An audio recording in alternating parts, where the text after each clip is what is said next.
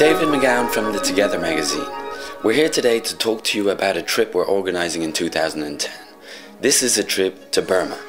Why Burma? You might recall in our previous issue of the Together magazine we had an article on Zo, who is a Burmese artist. Zo touched us very much, telling us about his passion for his country. Together with my friends Eric and Pascal here today, we thought, well, why not us organize a trip to Burma and go see this beautiful hidden country?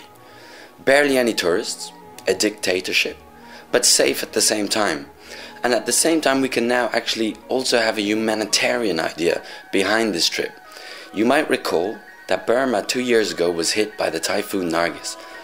A lot of people lost their homes, their family, and there is now today an NGO that is rebuilding houses for these people, where you can actually have the opportunity, where your funds will go towards the rebuild of a house.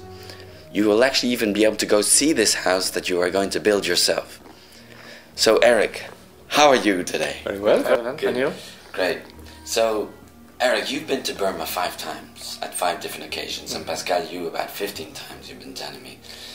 Why would you tell anybody to go to Burma, Eric? I think you already said a little bit in the introduction. I think it's a very beautiful country. Not so much tourists for the moment. It is. I used to tell that it's a paradise for me. You have, for example, the Lakinle, peaceful silence. Not a lot of people, like I said. You have Bagan. You have thousands of temples. Like I already said, not a lot of people, something beautiful, beautiful people, you can talk with them, they are open, it is very nice to be there. So we had the idea via this trip that we are organizing through a tourist agency, that some of the funds of our visitors will go through building a house, and that they will actually be able to go see this house that will be built. Would that be possible? Yes, so the unique idea that we have developed with a local travel agency partner, one of the leading agencies in Burma, has been to send as many people as we could into Burma and integrate into the cost the building of a house. Housing budgets are totally different compared to what we are used to in Brussels or other cities. You have to realize, and many people are very surprised to find out, that actually a house would cost between $500 to $800 with the land included. And these $500 to $800 for people that make less than $20 a month, once the house is lost, is something that they're totally unable to achieve or to recover. And therefore, with this specific travel agency, we've been able to integrate and to ensure that every trip that every person or couple would do, are able to integrate the cost of a house into that trip. Okay. And why a house? I mean, is it not better to give them food or... It's a good question. I mean, I think there is many people that are dedicated to many fields, many different fields. People are working on education, on rebuilding schools, or providing different things to support. The reason why we've decided to go in the direction of helping people for the houses, and as you know, up to now, through the help and just to communicating to different people, we've done up to 200 houses at the moment.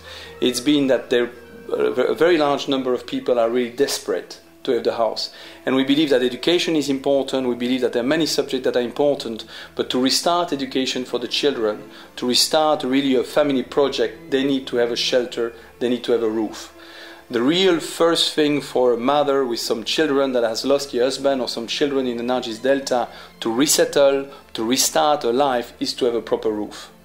So we think this is really the first stage of reintegration of the people of the Delta before they start to go further. And we've also been able to contact different monasteries or different NGOs that have the chance and the opportunity to help us to achieve that goal. So Pascal, we heard in the news Aung San Suu Kyi asked for a tourist boycott to Burma. Can you tell us a little bit about that and your opinion on that? What are your views? This is a very good question. I believe that any embargo or any boycott of any country never worked out. I believe that the government of Burma doesn't care about the tourism. It represents a very small percentage of their benefit. And I believe that today the tourism industry is very affected. And there is a very large number of Burmese people that depend on that industry. And I do believe that therefore it's very important to support Burma, because it gives a chance for the Burmese, number one, to meet with foreigners and to exchange ID. Number two, to feed their families. I mean, you know, some of the hotels employ 300 or 400 people, and they move down to 100 people. An average family is 5 people, and you quickly go down and have thousands of people that are jobless just because of that. The government doesn't really care about it. It's the Burmese people that are suffering. So I strongly recommend that we do not boycott that country, and we do go there as much as we can. Yeah, we thank you, and together magazine, people and future travelers, to support this project, because it's really worth, and people will really come, as Eric was saying, transformed by that trip. And we believe that this social dimension to that trip is something really different.